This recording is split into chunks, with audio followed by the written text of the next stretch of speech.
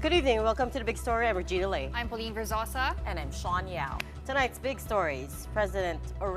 Former President Rodrigo Duterte jokes about killing senators to make room for his preferred senatorial candidates. He also slams President Marcos over his alleged drug use.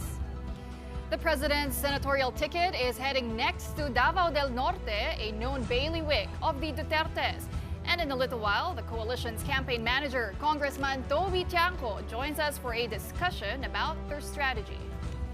And the Bangko Sentral holds off adjustments in interest rates as a way to hedge against uncertainties in global trade policies.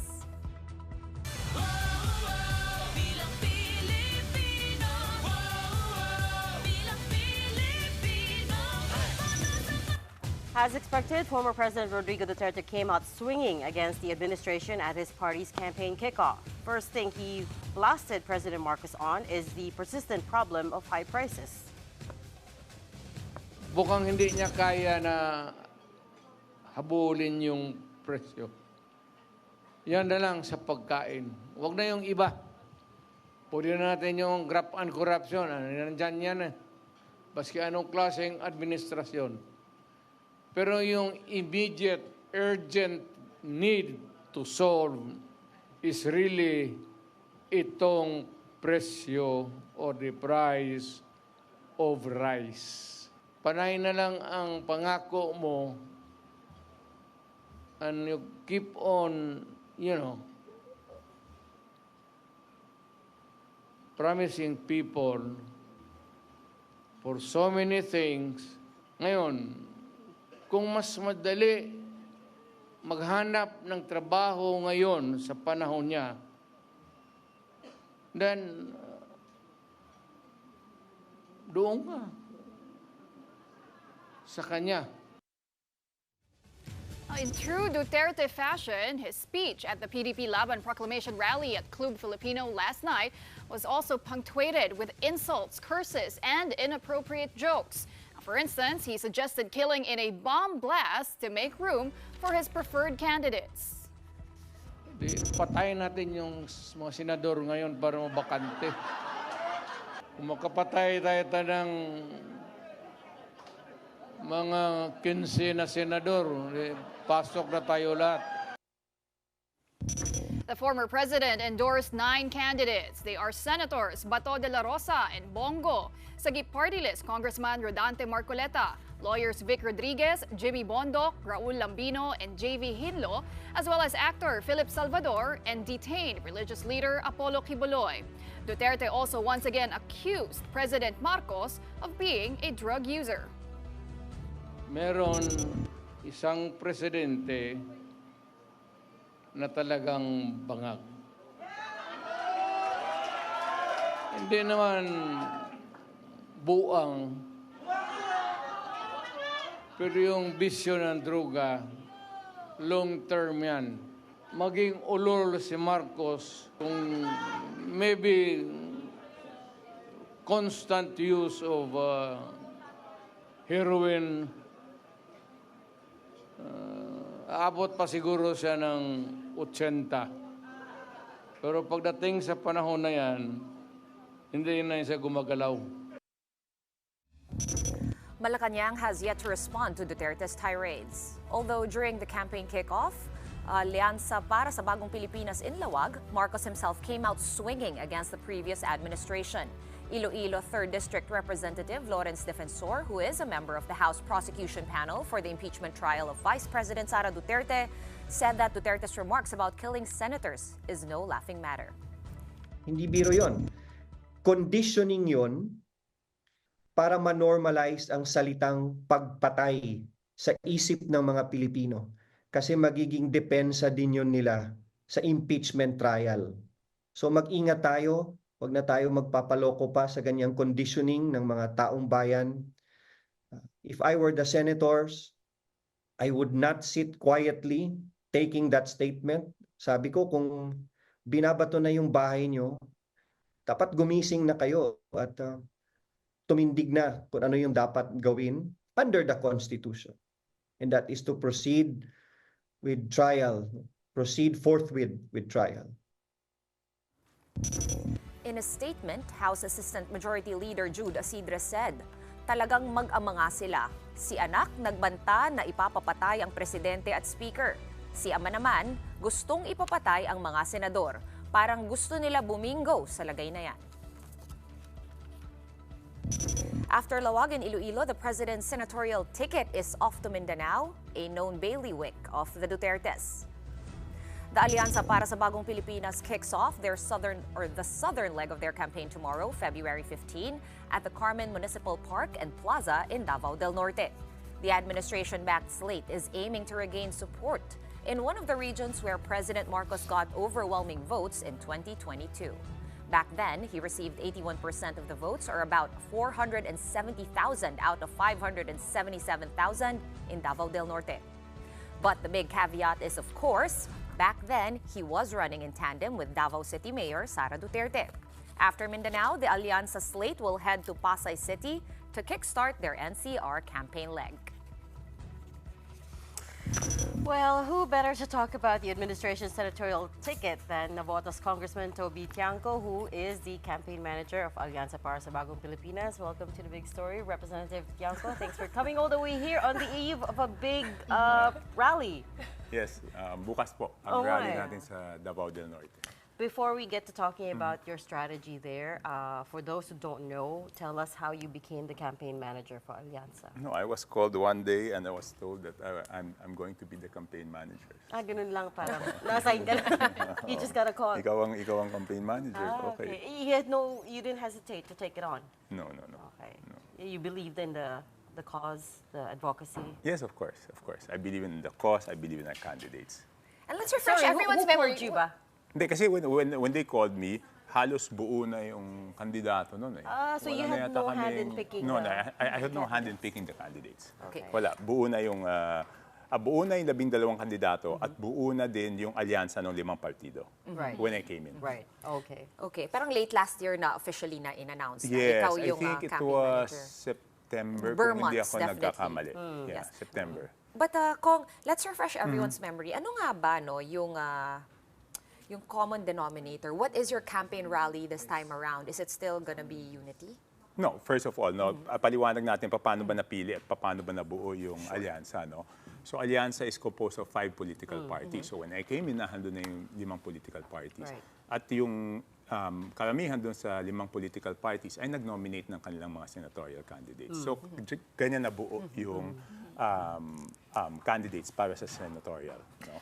And I'm saying it's not just a slate. It's really an alliance para sa bagong Coalition Pilipinas. nga siya. That's Yeah. why I feel like, obviously a lot of people here in the Philippines, they think, pag tuwing eleksyon, nagsasama-sama lang yung malalakas para sure ball na manalo lahat. I mean, that's a kind of an understandable and very simplistic way to put it. But some people, of course, are a little bit more thoughtful and they're like, ano ba talaga? Okay, Yung battle cry ng buong alyansa. Yeah, paano ba nagkasama-sama yung 5 partido? Yan ang mga partido na sumusuporta sa legislative agenda ng ating Pangulo. Yan yung partido na sumusuporta doon sa Kongreso, doon sa majority. No? So naturally, gusto nila na mapagpatuloy yung programa ng ating Pangulo. Big day tomorrow, Davao Yes. del Norte. Yes. Of course, as we just read, 81% voted for President Marcos in 2022. But back then, of course, the unity team was intact. He was running in tandem with Vice President Sara Duterte. How are you changing the strategy this time around? You know you're going to be up against... The most gonna be an important thing uphill naman climb is here. for the candidates to let the people know kung ano yung nagawa na nila at kung ano pa yung gagawin nila. Yun lang naman if you will listen to their speeches, karamihan sa kanila, lahat siguro sila, sinasabi ano yung nagawa nila kasi meron na silang mga nahawakang mga posisyon, di ba? Either local government, cabinet secretary, naging senador, lahat naman sila ay na-elect na. So, syempre, kung ikaw ay na-elect na, dapat mong sabihin sa taong bayan, sa ating mga kababayan, kung ano yung mga nagawa mo na. At syempre, kung ano pa yung plano mong gawin, kaya ka tumatakbo bilang senador ngayong 2025. But Congressman, are you still counting on that 81%? I mean, the overwhelming number of votes in Davao, considering, of course, wala na nga po yung unity. How big of a factor was Sara Duterte in 2022, and now that the administration slate, of course, as we know, has this ongoing, let's call it conflict with the other party? No, kahit naman saan lugar, no, kahit sabihin mo doon sa norte, sa Ilocos, hindi naman kami confident. Kaya nga pinupuntahan namin ng bawat lugar para paliwanag sa tao at malaman din kung ano yung pulso ng mga tao doon, kung ano yung mga problema nila na kailangan nating harapin. No? So we will not take any area for granted. Kahit doon sa area na perceive na malakas kami, pinupuntahan rin namin. So doon sa areas na dapat namin trabahuin, pupuntahan rin namin. But of course, we just have 21 rallies out of the 90-day period. Right.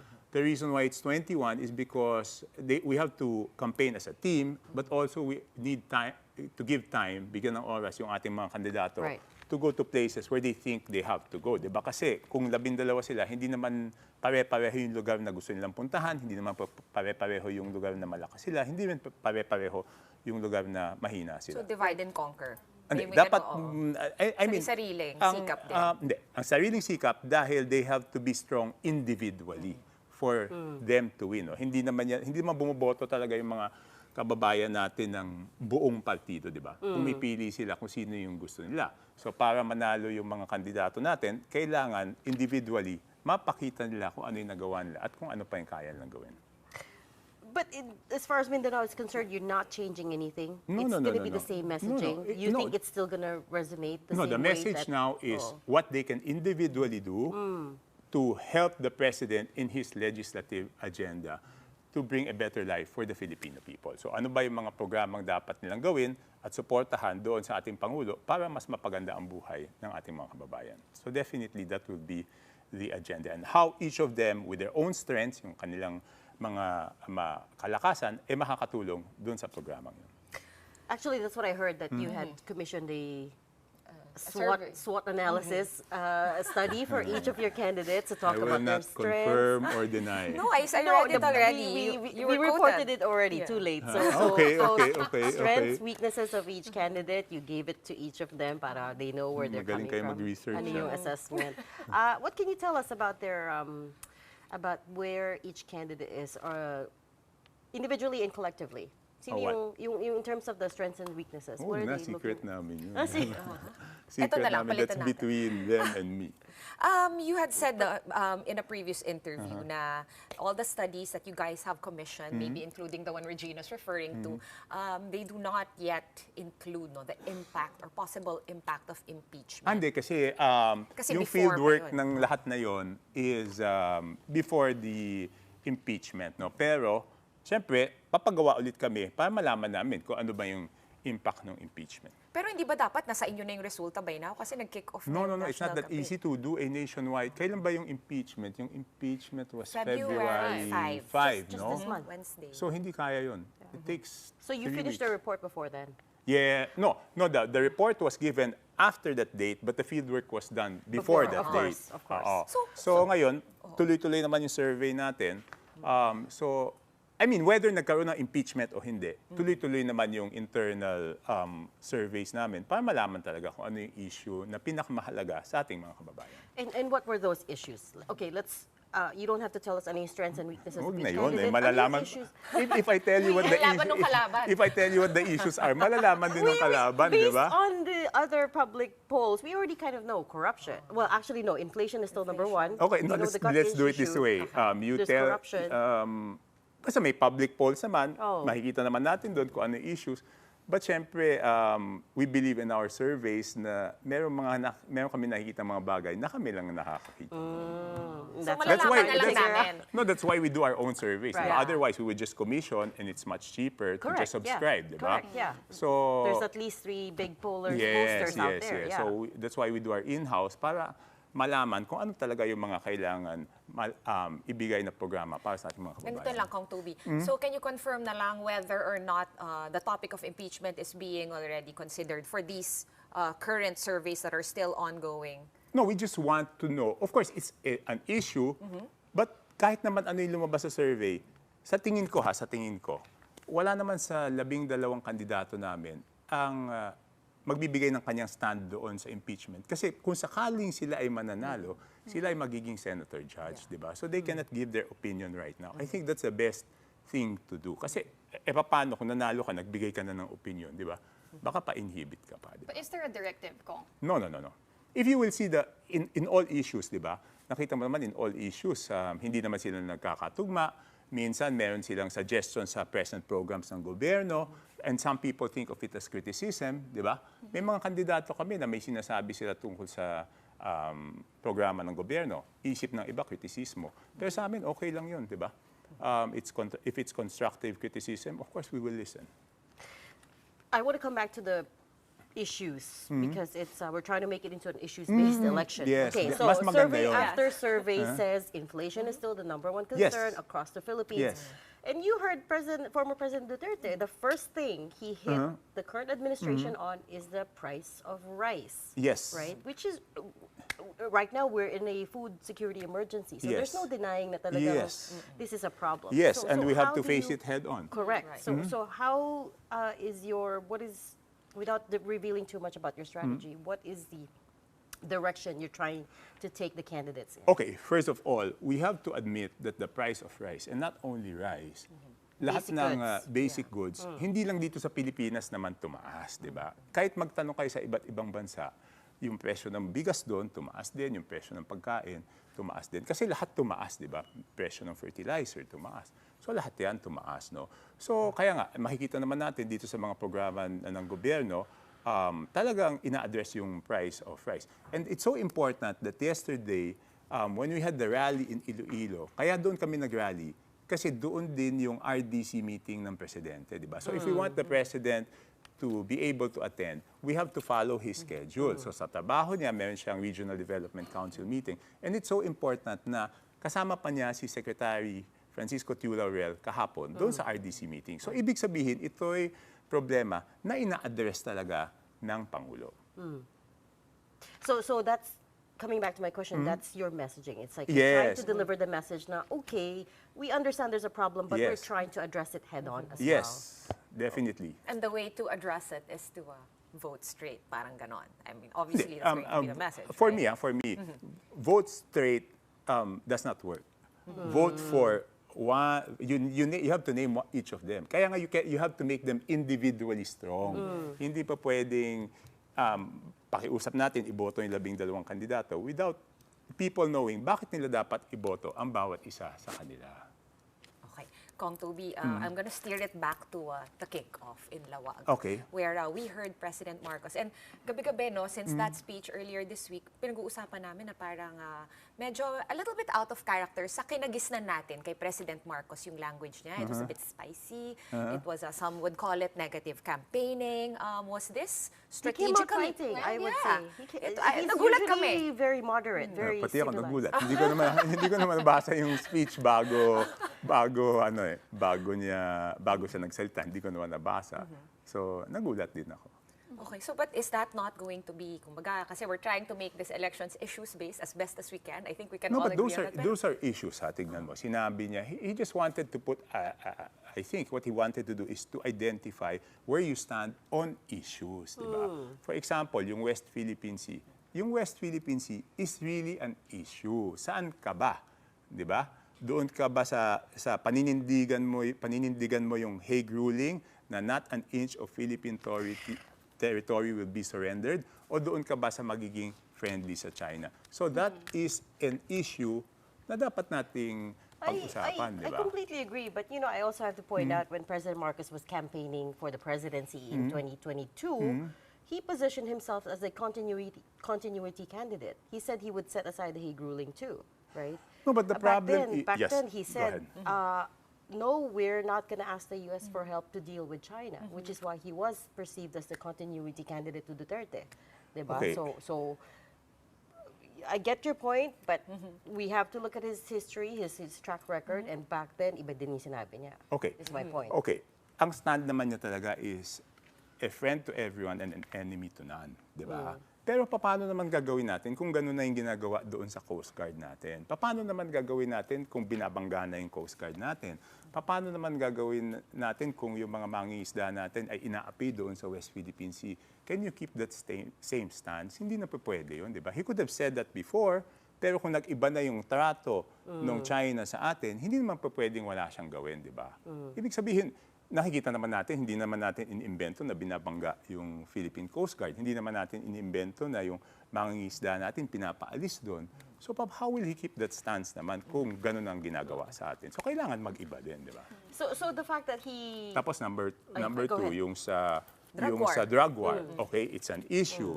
So where do you stand? Sa kay Presidente Marcos, bloodless drug on war. Sa kanila yung strategy nila is tokhang. So those are issues naman. Hindi naman black propaganda yun because those are real issues. Yeah. Pero marami rin nagsasabi ko ang Toby, since that speech, syempre, hindi lang naman kami yung nakapansin, marami rin namang nakinig. Ang sinasabi kasi nila, hindi naman talaga lahat nung mga, kumbaga lang, lahat ng members ng alyansa, nung buong slate, dati rin naman, you know, they were also supporting President Duterte. For example, Congresswoman Franz Castro pointed out that yes, right now they're on the administration slate, pero back in President Duterte's time, diba, they were also clapping when he would talk about tokhang, right, during his State of the Nation address. So inconsistency is what we're trying to point out here. Yes, we believe in letting the candidates talk about the track record and their stance on issues, but you have to be consistent. No, but there's no inconsistency. He has never said that the war on drugs would be bloody. Di ba?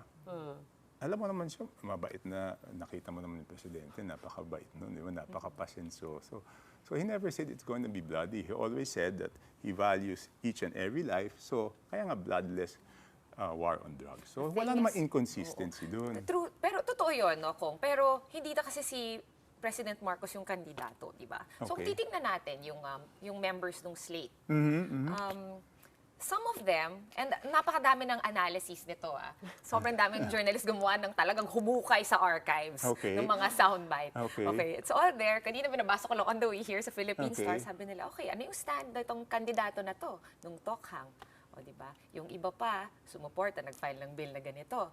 So, parang, kumbaga, yung flip-flopping, I don't know if naging Okay, kinagis na naman natin. Like, should we stand for this? How do we, explain this away to the voting public na parang, ba't ganyan yung kandidato nyo? Pabaling-baling, balimbing, or whatever. Hindi, paano naman yung lumalabas na mga ebidensya ng EJK, di ba? O, siyempre, pwede naman silang mag-iba kung nakakakita na sila ng ebidensya ng extrajudicial killings, di ba? So, yun naman ang pagkakaiba. So in your mind, hindi siya flip-flopping. It's No, not no, being a no. turncoat. No. It's you're entitled to change your mind. Yes. Okay. As events, I guess, reveal themselves. Yes. Okay, let's talk about one other big surprise apart from President Bongbong Marcos's speech in Lawag was kung darating ba si Senator Ivy Marcos or hindi. I think around 5:30 p.m. na pinagdedebatehan pa namin kung darating Hindi ba ba, or hindi. bakit naman pinagdidebatihan yun? At bakit naman magiging Because she sorpresa? called herself an independent. Because she flat out refused a spot in your 12-man slate. No, at that time, she just said she wants to be free to go. Kasi ang problema, okay, even kami I'll explain. Ang hirap talaga ng local politics. Even kami, kahapon sa Iloilo rally, sasabihin ko, aaminin ko, naiipit kami sa labanang lokal, di ba?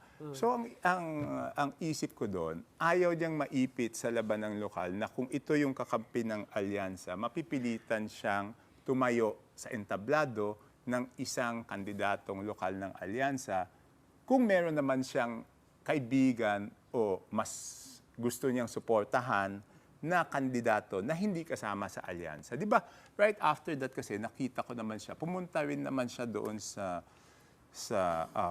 mga rallies ng mga local candidates ng alyansa at meron naman yatang hindi siya pinuntahan. So I think she just wanted to be free. Kasi ang hirap, kahit doon sa Iloilo, hirap na hirap ako doon. Dahil kakampi namin lahat, pero sila naglalaban-laban. So ang hirap magbalanse doon. Ang hirap ibalanse doon because, for example, doon lang sa venue, sabi ng isang kakampi namin dito. Sabi ng isang kakampi namin dito. So hindi sila magkasundo. Kung pipili kami, one of the two, magtatampo. So napilitan pa kaming magkuha ng, para wala lang problema, kuha lang tayo ng private place. Tapos yun na lang ang gamitin natin. Okay, para so walang bukas, problema. Kong Toby, kompleto Okay. ba? 12 ba ang pupunta sa Davao del Norte? Is Senator Amy, I guess yun na yung hidden question doon, no? Pupunta ba si No, Senator Amy? I assume that they're all going, so that's why I don't ask if they're going or not. So the assumption is always lahat. Yes, because ang nandun ng presidente. So ang assumption ko, pupunta naman sila. Of course, maintindihan naman natin kung for very important reasons, unpredictable reasons, hindi sila makapunta. Ano naman magawa natin? Okay. Since you guys brought up impeachment already, let's not forget you are still a sitting congressman. Yes. And I know you've been asked this, and sinagot mo na, why you didn't sign the Yes. impeachment complaint, Yes. and you've said your signature isn't needed. No, I didn't say. I didn't say that. Okay. I didn't say that my signature is not needed. No. You needed time. No, what I'm saying is, kasi alam ko last session day namin noon. Okay. Alam ko na because of the legislative calendar, sabay naman kami ng Senado, hindi naman siya matatalakay na until June 2. So, first of all, napakaseryosong bagay ng impeachment kasi it's so divisive, di ba? Nag-aaway-away yung mga tao. May eleksyon na nga tayo. Normally, pag eleksyon, nagtatalo-talo yung mga tao. Dito sa impeachment, nag-aaway-away yung mga tao. So, ang iniisip ko is, ano ang magiging epekto ng impeachment sa ating bansa? Whether internally, between Filipinos, o kung ano yung tingin sa atin ng mga investors o ng mga mamumuhunan dito. So, yung bagay na yun, hindi ko naman kayang pagdesisyonan. I mean, yun yung problema on my part. Hindi ko siya mapagdesisyonan ng ganun ng isang araw. Hindi ko naman inakala na kailangan ko magdesisyon ng ganun kabilis. Kasi sabi ko, kung June 2 rin naman mapag-uusapan yan sa Senado, baka nga kaya ngayon pinag-uusapan para pag-isipan mo over the break. Yun ang iniisip ko. So hindi ako So nagulat ka rin na parang it was all done and dusted in one day? Hindi, yun. Sinabi sa akin na itra-transmit na nila. So, okay. Tsaka syempre, kailangan ko pa-check sa abogado ko, bigyan ako ng briefer. Talagang dapat pag-isipan na mabuti because it's not only the legal issue, it's not only the issue of the impeachment, it is the issue na kung ano ang mangyayari sa ating bansa dahil sa issue na to. So yun ang mas malaking picture sa akin. Hindi ko tinitignan lang kung ano yung complaint. Tinitignan ko kung ano yung epekto nito doon sa ating bansa. So basically yun yung parang yung initial words ni President Bongbong Marcos na ayaw kasi magkakagulo lang yung bansa. Hindi ba tayo nagkakagulo ngayon? Di ba? Nagkakagulo na nga, di ba? So, yun yung reason. Nobody pressured you to sign? Okay, for the record, no one called me to sign. Okay. No one. But did you attend the caucus? No. So Hindi ka rin na-invite sa caucus? Hindi. Hindi ka pumunta. Wala ka na talaga. Hindi yung caucus naman. Kasi It's a political party caucus. biglaan yung caucus eh. Biglaan yung caucus. So, nagulat ako, biglang may caucus na lang. Nung nagbibihis na ako, I got the wrong information. Kala ko, lakas caucus lang. So, hindi ako tumuloy. Pero nung walang kumausap sa akin. Okay. Hindi ko alam bakit. And there were no issues afterwards that hindi ka nag-sign? Hindi naman naging issue? Wala rin nagtatanong sa akin ba? Kami pala. Media lang. Media lang ang nagtatanong sa akin bakit hindi ako nag-sign. Because it's very striking because you represent Alianza, of course. Tapos, here you are as a congressman, you didn't sign, right? No, So I think it stood out to us. I think they respect naman my decision on matters like this. No one spoke to me. Like, nakakausap ko siyempre presidente dahil nagkakasama kami sa rally. Not even asking me why I didn't sign. He doesn't even talk about the impeachment. Not even once. Wow. This past, right after the impeachment, he never spoke about it. So puro kampanya ang topic? Since ikaw yung campaign? Hindi lang puro kampanya, pati governance, ganito yung mga programang gagawin natin of course, ang madalas pag-usapan doon is yung presyo ng bilihin.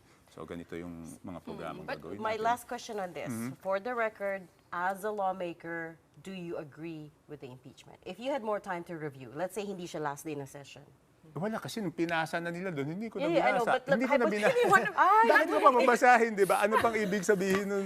Ano pang ibig sabihin nun sa akin? Ang kapal nun, ha? 37 pages now. They condensed it into 37 pages. Siyempre, unang gagawin natin dyan. Yun yung briefer. Legal. Yung briefer yung 37 pages. I don't think 37 pages. Tatlong kasi rim daw yung totoo. yan. Tatlong rim. More likely tatlong rim. So, bakit ko naman babasahin? Wala nang bilang yung yung boto ko doon, di ba? It doesn't matter. Kasi nga meron daw gumawa ng 37-page briefer, parang kumbaga Cliff's Notes of a shortcut ba? Like for the Tsaka cause. hindi, I mean, bilang campaign manager, hindi lang naman yung it's not an easy job because it's not only the campaigns, it's not only the strategy, it's not only the rallies, also the administrative work, di ba? Kailangan kong asikasuhin. Like, kaya nga, sabi ko, punta lang ako dito ngayon kasi galing ako sa headquarters. So, di ba? Yun nga yung isa pang pahinga muna tayo sa impeachment. Pero, No, I just wanted to a final answer on final. where he stands for the impeachment, whether... Do you agree or not? Hindi ko na talaga. So wala ka ng stand, gano'n. Hindi ko na binasa eh. Okay. Tapos na eh, di ba? Bakit ko papaghihirapan yung ganyan kakapal? And yung survey lang na mga kailangan kong basahin, imagine ilan yung surveys na lumalabas, 3, 4. I mean, basa lang ako ng basa noon. ano ba yung ginagawa talaga ng isang campaign manager? I mean, I have an idea, pero to be honest, hindi ako completely sure. I mean, there's always, for all the big, big coalitions or big parties, they always have a national campaign manager. Give us an idea kung ano ba ang ginagawa ng national campaign manager? At saka ano ba yung mga KPIs mo sa iyong mga bossing? Hindi, for me, of course, the ultimate KPI is the result of the election, di ba? But for me, ang iniisip ko na trabaho ko is to find a way na ma-maximize ng mga kandidato namin yung 90-day campaign period wherein hindi nila kailangan problemahin yung pagpunta dito, hindi nila kailangan problemahin yung pag-coordinate sa local officials. So it's more of logistics job. Tsaka mabigyan sila ng pagkakataon na ma-maximize yung pagpapaalam sa mga kababayan natin kung ano nga, ulitin ko, yung nagawa nila at kung ano pa yung gagawin nila. And at the back of that, syempre, it's managing the office. Syempre, ang dami nating katulong, pero para tahi-tahiin lahat ng bagay niya. For example, make sure na sumusunod kami sa lahat ng COMELEC regulations, di ba? Syempre, meron kaming legal counsel, but of course, it's my responsibility to make sure that everyone follows, katulad repertorial requirements doon sa rallies and all these things. Or yung mga baklas-baklas, yung mga illegal na mga poster, gano'n. Oo. Kong, how involved is President Marcos in this campaign of Alyansa? Is he very hands-on? Sa dami kasi ng trabaho, di ba, inuuna niya yung trabaho. Kaya nga, kami ang humahabol sa kanya. So, kahapon nasa Iloilo siya, so punta kami Iloilo. Bukas, weekend naman, so pwede siyang imbitahin sa Davao del Norte. Okay. So, siyempre, mas importante talaga yung governance sa kanya. We still have a lot of questions to ask you, Congressman Toby. But we have to go to a short break. So stay put. We will continue this conversation in a bit. Stay with us. May overtime. Wala na. You took over all our news. We're going to take a quick break, but stay tuned because we will continue our discussion with Congressman Toby Tiangco. But also coming up, National Security Advisor Jonathan Malaya says no. The Philippines did not make any commitments to pull out the U.S. Typhoon missile system, despite Beijing's warnings. That story and more when the Big Story returns. Keep it here on One News.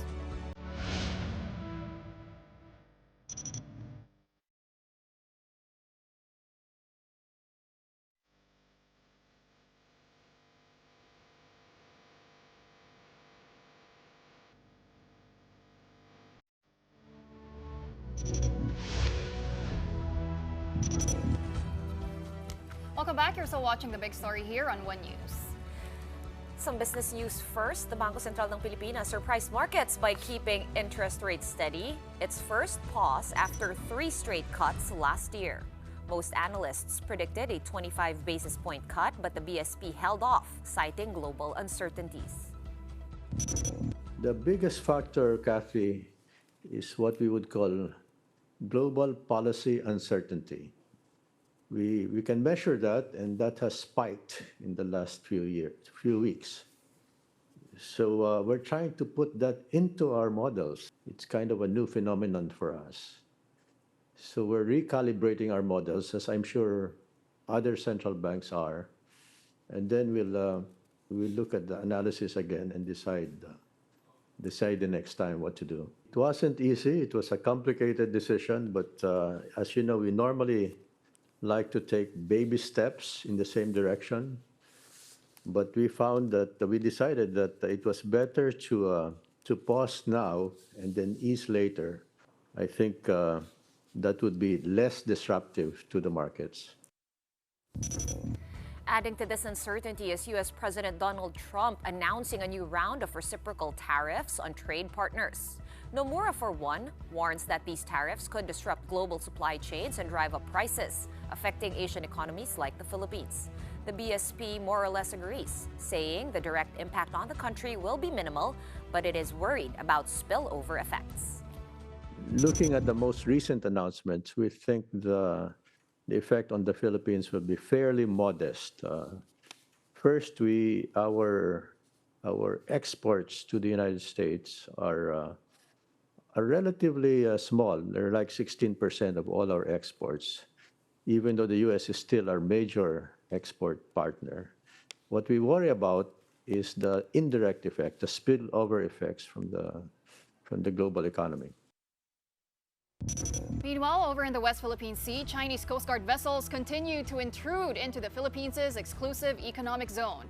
Just recently, according to PCG spokesperson Commodore J. Tariela, the Philippine Coast Guard was able to push back CCG 3304 from 43 nautical miles off Bolinao, Pangasinan to approximately 101.44 nautical miles away off Bani, Pangasinan.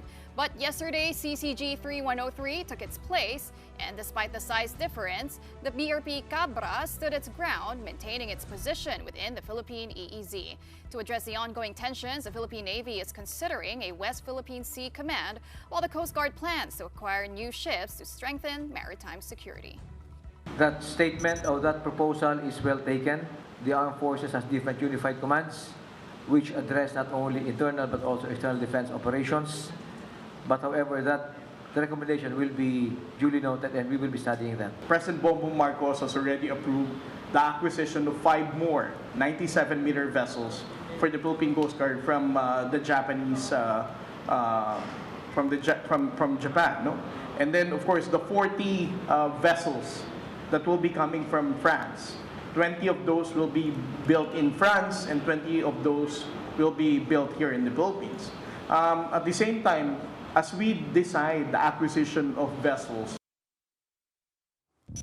Meanwhile, the National Security Council reaffirmed that the Philippines did not make any commitments to China to remove the U.S. Typhoon missile system. Recall that President Marcos has said that it would only be withdrawn if China stops its aggressive actions in the West Philippine Sea. The Philippines never promised the People's Republic of China that we will draw the Typhoon missile system. The Typhoon missile system is deployed only for defense capabilities and will only be used in that manner. It is part of the defense modernization efforts, which the PRC is also doing. Okay, so there's nothing irregular about this. Okay, let's get back to our guest. Still with us tonight, Navotas Congressman Toby Tiangco, also the campaign manager of Alianza para sa Bagong Pilipinas, which is what we're talking about tonight. Who do you view as your main opposition now? No, I don't look at who the opposition is, but I just look at our candidates. So because I don't want to be distracted, but I just concentrate on our candidates. So in the study that you commissioned, you didn't take into account the opposition, who's the most no, of course, likely to of course oppose we them? know, but I don't concentrate because I cannot control what they're going to do, di ba? Hindi ko naman kayang kontrolin kung anong gagawin nila. Kahit naman sa kandidato namin, hindi ko kayang kontrolin, pero at least nakakausap ko sila. I can show them the surveys, pwede namin pag-usapan kung ano yung strategies. Doon sa kabila, gagawin nila kung ano yung gagawin nila, di ba? So, why will I bother with them? So I just spend my time with our candidates to make sure that we talk about it, ask them what they need, how we can help. So, ganun. So it sounds like, Kong, medyo it's a little bit more administrative. Yung job mo is more like admin, managing logistics, paperwork. In terms of yung actual strategy. Yun, the strategy, pinag-uusapan nga namin based on the So may surveys. input din yung kada kandidato. Yeah, of course, kasi sila yung taya dyan di ba? Tsaka, I've never run for ako personally, hindi pa naman ako tumatakbo sa national position, di ba? So I need their inputs and just pag-usapan namin paano yung resources, tsaka yung oras, mas marami ang makadinig ng kanilang mensahe at hindi maging mahirap sa kanila na mangampanya. Yun yung ano. You're right. You haven't actually tried to go for the Senate or any national No, position. I You've haven't. stuck to Navotas, Yes. which is your bailiwick. And then parang ngayon ko lang na-realize na, you're doing a national campaign. Yes, first time, di ba? I'm sure you watched the US elections quite closely. What No. lessons? Oh, hindi din. Wala kang Walang lessons. oras, walang oras. Walang oras? Hindi ako nanonood ng... You didn't take any lessons away from... No, hindi ko napanood. Kasi parang there's a lot of similarities, right? You keep talking about how divisive we are. Divisive din sila doon. They're very polarized, right? It's extremes na at this point. Yeah, but So have we become. Hindi ko napanood yun. Kong, I also wanted to ask you about the remarks of former President Duterte last night at the proclamation rally of PDP-Laban. He accused President Marcos again of using drugs, particularly heroin. Okay. He also used the word bangag. Okay. I'm curious, how does Alianza, or you particularly, how do you plan on addressing that? I mean, what's the message? I don't plan to address it, di ba? Kasi gano'n naman yung playbook ni President Duterte, di ba? Basta't, even before, di ba? Basta't kalaban niya, yun naman ang number one accusation niya eh. Di ba? Either a drug user o drug pusher. Di ba? So bakit pa natin papatulan yung bagay na yun? So in the coming sorties, we shouldn't expect President Bongbong to address that in any way. I hope not. Di ba? Wala eh. It's a playbook. It's already a formula. Di ba? Basta't kalaban, o ikaw, pusher o user. Ganun lang naman yun.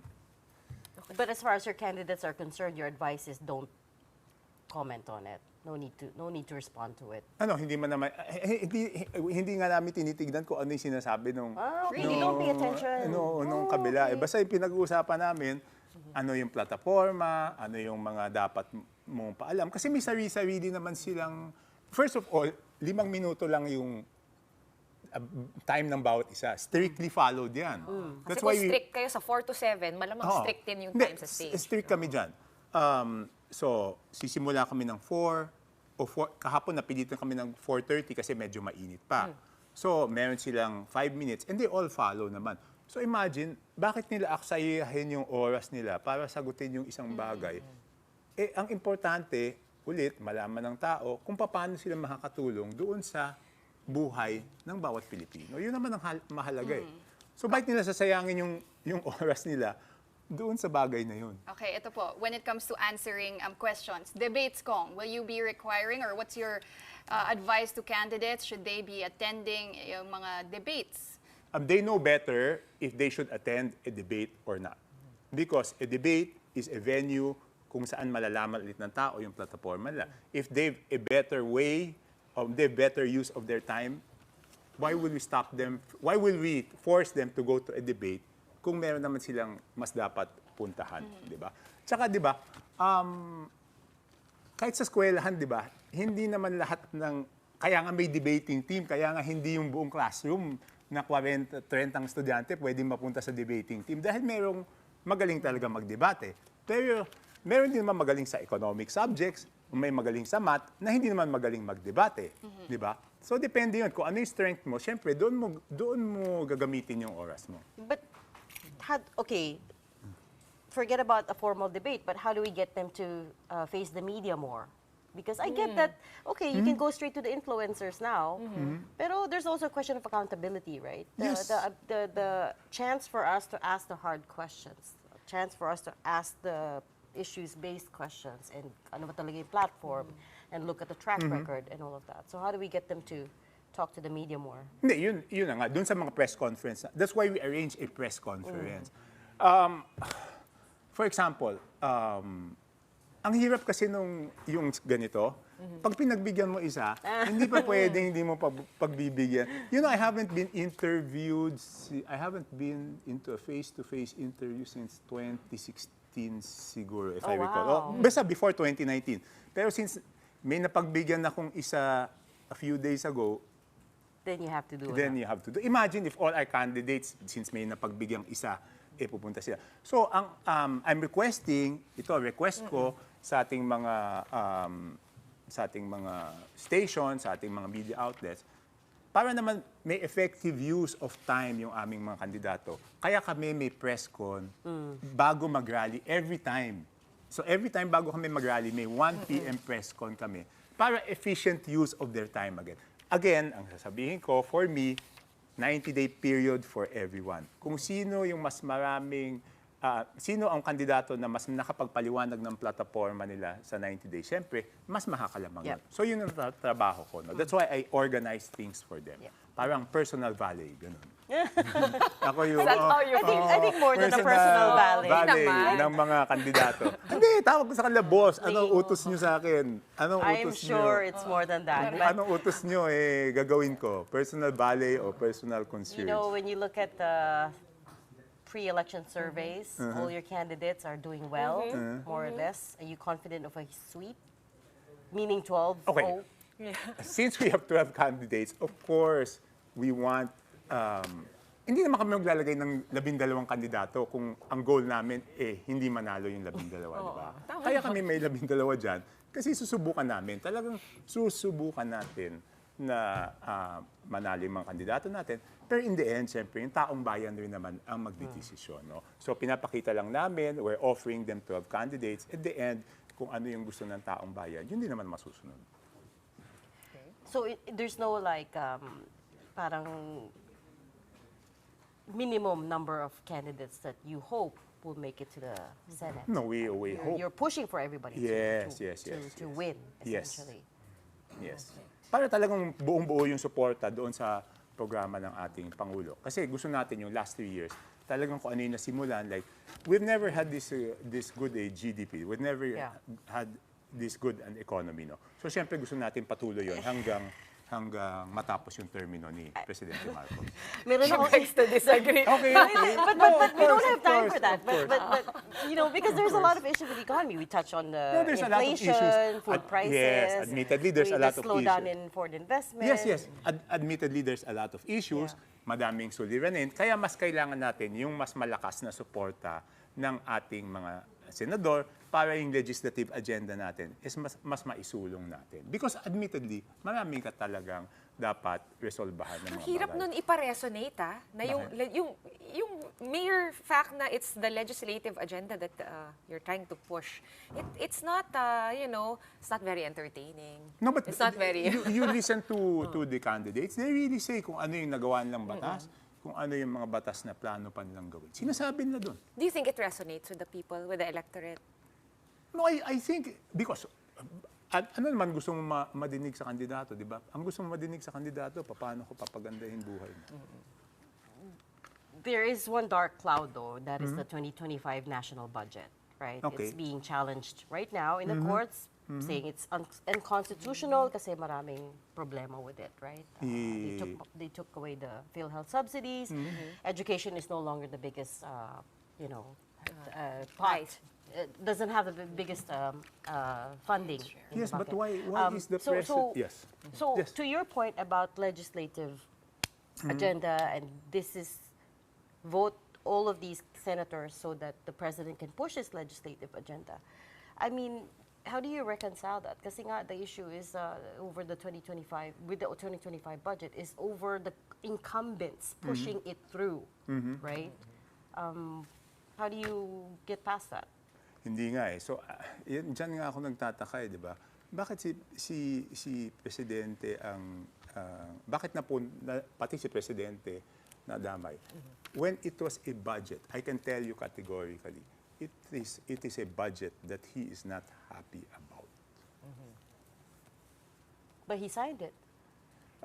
It's a long story if I'll explain why he had to do it. Because the repercussions would have been bigger if he had not signed it. Which means a reenacted budget. Oh, yun, di ba? Wala naman may gusto na reenacted budget Ganun ang mangyayari. So, napilitan siya. Pero until now, di ba, yung mga, may intervention sila. Huwag tayo mainip, may intervention silang gagawin para matuloy pa rin yung mga programang dapat gawin. Kasi kahit, alam naman, it's no secret that he was not happy about it. So are you saying, Kong, na we should expect na magkakaroon ng mga remedies, no? Yung may mga available remedies Definitely. naman. I just don't want to be the one to announce it because I'm not authorized to do so. Okay. But definitely, there will be remedies para yung mga programa na dapat ipagpatuloy, popondohan. Definitely.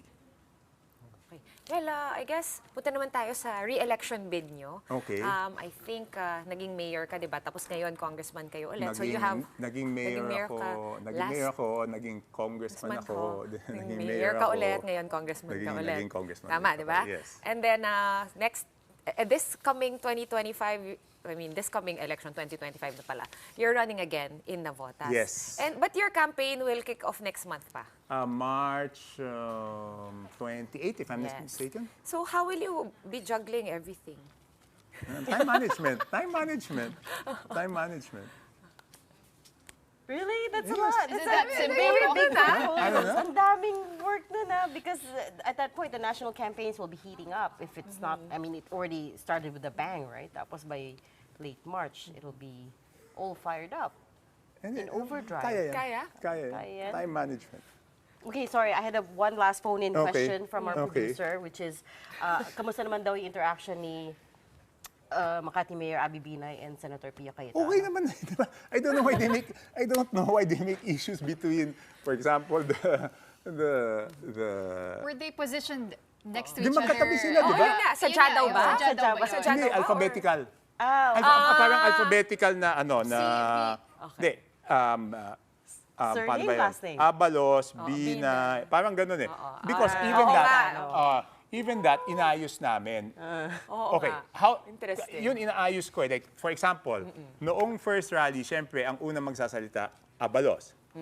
So, iikot siya. So, everyone has the chance to be the first speaker and everyone has the chance to be the last speaker. So, walang selosan, So di ba? ganito, di ba? Abalos yung start sa first. Abalos. Sa second, Binay naman yung first. Hindi. Tapos, Tama. Yung Binay naman yung first. Kasi number 2. Tapos yung class number 3, Pia Cayetano, siya yung magiging... Siya yung bukas. Siya yung magiging ganon. So, tapos yung huli naman, mapupunta doon It's sa a valid question because before she announced her candidacy, si Mayor Binay was hitting the Cayetanos over the Embo barangays. No. You have to understand, there's nothing personal, di ba?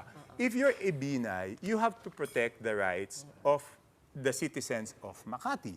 If you are a Cayetano, you have to protect the rights of the citizens of Taguig. In short, no one but the two of them can understand each other's position better kasi they're both in the same boat. Hindi, di ba? Kumbaga, Paano mo parang- naman hindi pagtatanggol yung karapatan ng mga kababayan mo? Pero ito national election eh. Hindi naman dito pinag-uusapan yung karapatan ng mga residente ng Taguig o residente But ng nag-uusap Makati. naman sila. They talk? Tignan niyo yung behind the scenes. Wala namang hindi nag-uusap doon. Good to know. We're gonna have to leave that there and on a good note, I guess. Thank you so much for your time Thank you. Alianza para sa Bagong Pilipinas Campaign Manager and Navotas Representative Toby Tiangco. Thank you. Okay, we're going to pause for another quick breather, but right after that, the Education Department is now looking for alternative funding sources for programs hit by the U.S. foreign aid freeze. The details on that next. Keep it here.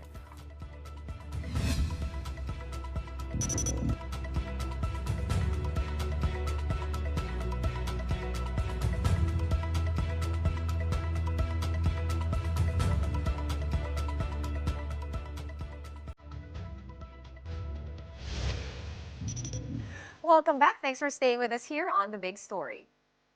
The Department of Education will maximize its budget and seek other funding sources to save 4 billion pesos worth of programs put on hold due to the U.S. foreign aid freeze.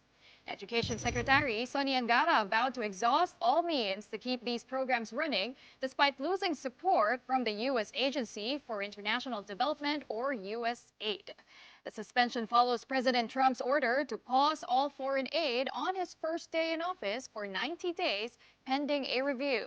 Now that's left major DepEd programs and project staff, contractors, and suppliers in limbo. At least 39 U.S.-funded programs are at risk, including ABC Plus, which improves early grade literacy in the Bangsamoro region, and Gabay, which supports learners with special needs. In 2023, USAID spent some $193 million on programs across various sectors such as education, health, and disaster response in the Philippines.